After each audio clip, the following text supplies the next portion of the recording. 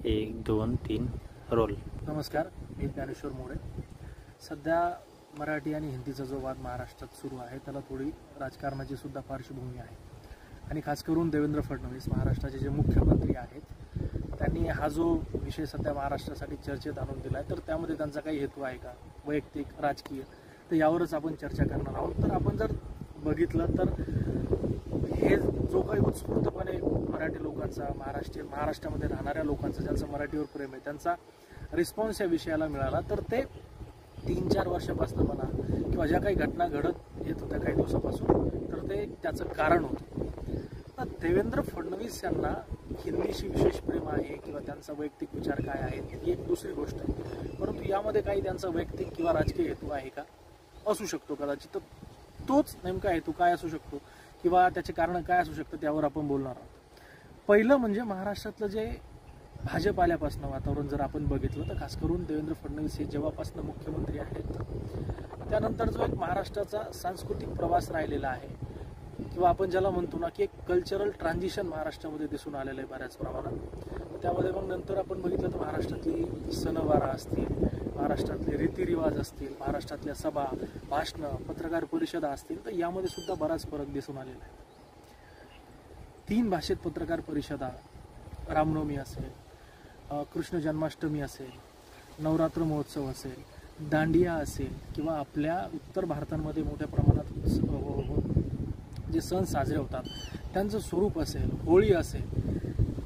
मी असं नाही बोलत आहे की सण हे खूपच वेगवेगळे आहेत. उत्तर भारत असेल किंवा महाराष्ट्र असेल किंवा दक्षिण असेल, दक्षिणेतले सण वेगळे आहेत, त्यांचे जीवन जगण्याची खाण्यापिण्याची पद्धत ती सुद्धा वेगळी आहे. परंतु हे जे मोठे मोठे सण आहेत हे साजरी करण्याच्या पद्धती थोड्याफार का होईना वेगळ्या होत्या. तर तुम्ही बघा आता महाराष्ट्रामध्ये सुद्धा आपण लग्न करण्याच्या पद्धती असतील, सणाच्या पद्धती असतील, तर यामध्ये उत्तर भारताची जी संस्कृती आहे, कल्चर आहे, इव्हेंट कल्चर आहे, तर त्याचा प्रभाव दिसतो. आणि याला कुठे ना कुठेतरी राजकीय वरद असतं म्हणा किंवा राजकीय ताकद ही बरोबर भाजपकडून किंवा देवेंद्र फडणवीस जेव्हापासून मुख्यमंत्री झालेत 14 ते 19 असेल मध्यंतरीचा काळ सोडला तर तो आणि नंतर आता पुन्हा मुख्यमंत्री झाल्याच्या नंतर तो एकंदरीत त्यांचा 5-7 वर्षाचा कार्यकाळ.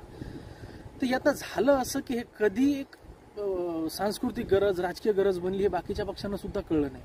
तर त्यामुळे फडणवीसांचा जो आपण ज्याला म्हणतो की त्यांचा पाठलाग करावा लागला, त्यामुळे हे NCP असेल, शिवसेना असेल, दोन्ही शिवसेना असेल, तर यांनी हे सुरू केलं हळूहळू प्रो गुजराती, प्रो नॉर्थ अशा भूमिका घेणं. त्यामुळे ही एक गोष्ट समजून घेणं आहे की सणांमध्ये, संस्कृतीमध्ये, वागण्याच्या पद्धतीमध्ये झालेला बदल फक्त मराठी भाषा बोलल्यानेच माणूस मराठी होत नाही, तर त्या मराठी भाषेच्या मागे एक संस्कृती असते, एक जगण्याची रीत असते, तर ती सुद्धा हळूहळू बदलण्याचा प्रयत्न झाला आणि त्यातनं ॲटोमॅटिक कुठे ना कुठेतरी भाषिक सेंटिमेंट्स थोडे कमी व्हायला लागले. दुसरी गोष्ट म्हणजे देवेंद्र फडणवीस यांच्या काही राजकीय महत्त्वाकांक्षा आहेत का किंवा त्यांचं हिंदीवर विशेष प्रेम असण्याचे काय कारण आहे किंवा महाराष्ट्रामध्ये त्यांना हे जे त्रिभाषा सूत्र हे का लागू करायचं, हे एक पहिलं कारण झालं. आणि दुसरं कारण म्हणजे बघा की देवेंद्र फडणवीस यांचा जो सोशल मीडिया आहे तर तो म्हणजे असे पहिले मुख्यमंत्री असतील की 1 2 3 असं त्रिभाषा सूत्र ते प्रत्येक पोस्टमध्ये लागू करतात. म्हणजे इतके प्रामाणिक मुख्यमंत्री देशाच्या 3 लँग्वेज पॉलिसीला घेऊन कदाचित भारतामध्ये दुसरे सापडणार नाहीत. तर ते देवेंद्र फडणवीस खूप प्रामाणिकपणे काम करतात. म्हणजे मराठीला पर्याय फक्त इंग्लिशच नाही तर हिंदीसुद्धा आहे. प्रत्येक पोस्ट ही हिंदीमध्ये टाकणं, इंग्लिशमध्ये टाकणं. पहिल्या कधी तो मराठीचा क्रमसुद्धा बदलतो. म्हणजे कधी असे भारतामध्ये एकही मुख्यमंत्री नसेल की तो एवढी काळजी घेतो आणि आवर्जून असतं. छोटी पोस्ट असू द्या, मोठी पोस्ट असू द्या, छोटी घटना असू द्या, मोठी घटना असू द्या, मुख्यमंत्र्यांचं सोशल मीडिया जाऊन चेक करा तर ते 3ही भाषेत असतं. याचं काय कारण आहे? कारण मागे एक अफवा म्हणा किंवा एक बरीच चर्चा झाली होती की मुख्यमंत्री राष्ट्रीय अध्यक्ष, भाजपचे राष्ट्रीय अध्यक्ष बनतील किंवा केंद्रात मंत्री बनतील. तर हे अशा काही गोष्टी चर्चा सुरू होत्या. तर वेळोवेळी हिंदीचा वापर करणं, हिंदीमध्ये भाषणं देणं, सोशल मीडियावरती जास्तीत जास्त हिंदीचा प्रचार प्रसार करणं, तर यामागे सुद्धा हे कारण असू शकतं की महाराष्ट्राचे मुख्यमंत्री देवेंद्र फडणवीस हे राष्ट्रीय राजकारणात कुठे ना कुठेतरी भविष्यात त्यांच्याकडे एक पंतप्रधान पद किंवा म्हणू शकतो आपण महाराष्ट्रातला पहिला मराठी पंतप्रधान हा मिळू शकतो. तर या दृष्टीने सुद्धा त्यांच्याकडे बघितलं जातं. तर हे बघण्याचे कारण काय आहेत की भाजपमध्ये जो एक मास प्लस क्लास असा जो एक व्हॅक्यूम क्रिएट झालेला आहे पंतप्रधान पदासाठी. योगी असतील, अमित शहा असतील, यांच्याकडे जरी पंतप्रधान पदाचा दावेदार म्हणून बघण्यात आला तरी धक्का देण्यामध्ये भाजप काय म्हणू आपण त्याला, त्याच्यात त्यांचा हात कुणी धरू शकत नाही. तर त्या दृष्टीने सुद्धा फडणवीस प्रयत्न करतायत का की फक्त महाराष्ट्राच्या बाहेरच, म्हणजे फक्त महाराष्ट्रातच नाही तर महाराष्ट्राच्या बाहेर सुद्धा आपला जो बेस आहे, खास करून उत्तर प्रदेश, मध्य प्रदेश, राजस्थान आणि काही दक्षिणेतले स्टेट असतील, कारण की दक्षिणेतमध्ये सुद्धा प्रो हिंदुत्वायझेशन किंवा प्रो हिंदुत्वकरण सुरू आहे. तर तिकडे सुद्धा फडणवीस जाऊन हे त्यांच्या लोकल भाषेत सुद्धा बोलतात आणि हिंदीत सुद्धा बोलतात. आणि जिथे जिथे त्यांच्या प्रचारसभा असतात तिथे तिथे ते हिंदीत बोलतात, अस्खलित हिंदीत बोलतात. हिंदी सुद्धा त्यांचं चांगलं आहे. तर त्यामुळे त्यांना आपला रीच वाढवण्यासाठी सुद्धा ते भाषेचा उपयोग करतात. प्रो हिंदुत्व आयडिओलॉजी असल्यामुळे भाषा, रिलिजन या दोन्हीचं मिक्स करून एक बेटर पर्याय. आपण बघितलं असेल की बाळासाहेब ठाकरे यांच्याकडे सुद्धा एक आयडियल नेता, हिंदुत्ववादी नेता, ॲग्रेसिव्ह नेता म्हणून बघितलं जायचं. तर ते फक्त त्यांच्या करिश्म्यामुळे नाही, तर ते त्यांच्या आयडिओलॉजीमुळे नाही, तर त्याला भाषासुद्धा एक कारण होतं. तर देवेंद्र फडणवीस कदाचित हा सुद्धा त्यांचा तो प्रयत्न असला पाहिजे की भाषेच्या माध्यमातून आपण नॉर्थमध्ये सुद्धा जाऊ शकतो, नॉर्थ ईस्टमध्ये सुद्धा जाऊ शकतो आणि दक्षिणेत सुद्धा जाऊ शकतो. कारण दक्षिणेत सुद्धा हिंदुत्वाचं आणि हिंदीचं राजकारण हळूहळू फोफावतंय, तिकडे सुद्धा ते पसरतंय. तिसरा मुद्दा असा की त्याचं काही तत्कालीन कारण आहे का, किंवा फडणवीसांना त्याचा काय लाभ मिळणार आहे तात्पुरत्या याच्यासाठी म्हणा किंवा महाराष्ट्रातल्या राजकारणासाठी म्हणा.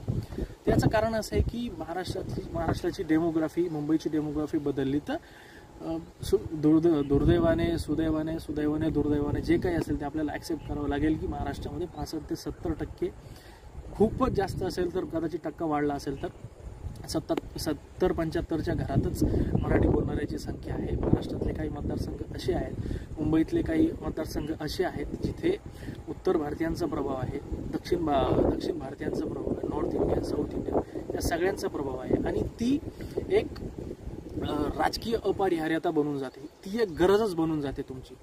आणि असं नेहमी सांगितलं जातं की आता तुमच्यावर काय करायचं आहे.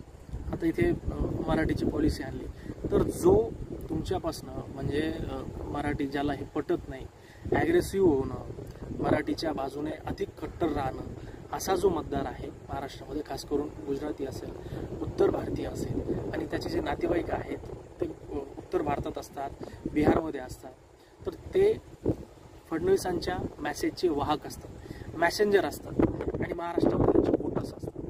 तर ते वोटरसुद्धा आपल्याकडे आकर्षित करण्याचा, ते आपल्या हक्काचे वोटर्स भाजप त्यांना समजतो. तर म्हणजे महाराष्ट्रात मराठी माणसालाही सोडायचं नाही, उत्तर भारतीयांनाही एका आशेवर ठेवायचं की आम्ही तुमची भूमिका मांडतो, तुमच्यासाठी सुद्धा प्रयत्न करत आहोत. म्हणजे महाराष्ट्राच्या इलेक्टोरल पॉलिटिक्समध्ये काही मतदारसंघामध्ये जे आपण ज्याला म्हणतो की मुंबई असेल, ठाणे असेल, उल्हासनगर, आजूबाजूचा MMR रिजन असेल, संभाजीनगर, पुणे अशा शहरांमध्ये जे इथले महाराष्ट्रात येऊन स्थायिक झालेत, ज्यांना मराठी कट्टरतावाद, भाषावाद असा चालत नाही, जमत नाही, आणि ते एक सॉफ्ट कॉर्नर म्हणा भाजपबद्दल, फडणवीसांबद्दल ते आकर्षित होण्याचं कारण हे आहे की फडणवीस हे प्रो हिंदी भूमिका घेत आहेत, प्रो नॉर्थ, प्रो उत्तर भारतीयांप्रती भूमिका घेत आहेत. तर हा सुद्धा महाराष्ट्रातील फडणवीसांचा वोटर आहे आणि तो बाहेरच्या राज्यांमध्ये, नॉर्थमध्ये, दक्षिणमध्ये तो त्यांचा मॅसेंजर आहे. थोडक्यात काय, नॉर्थ इंडियन कल्चरला मीन्स फेस्टिवल, इव्हेंट्स, सणाचं इव्हेंटीकरण होणं, याला प्रतिसाद मिळणं, याला प्रतिसाद देणं, महाराष्ट्राच्या सांस्कृतिक आणि वैचारिक प्रवाहामध्ये हिंदीचा प्रभाव वाढणं, ही एक गोष्ट असेल. नंतर हिंदीसारख्या पॉलिसी या चाचपडून पाहणं, जमतंय का, महाराष्ट्रातील मराठी लोकांचा याला प्रतिसाद कसा मिळतोय, मराठी लोकांच्या संवेदना, भावना, अस्मिता अजून जिवंत आहे का, हे वेळोवेळी चाचपडून पाहण्याचं कारण तेच आहे. आणि महत्त्वाचं म्हणजे फडणवीस यांच्या राजकीय महत्त्वाकांक्षा हिंदीत व्यक्त होणं, हिंदीत लिहिणं, हिंदीच्या काही चुकीच्या मुख्यमंत्री म्हणून वारंवार हिंदीत सारखं गरज नसताना सुद्धा बोलणं, सोशल मीडिया त्यांचं तिन्ही भाषेत व्यक्त होणं, अशा काही परंपरा, रूढी ज्या गरजेच्या नाहीत त्या महाराष्ट्राला लावून देणं, त्यामागे फडणवीसांचा वैयक्तिक आणि राजकीय हेतू 100% आहे असं मला वाटतं. धन्यवाद.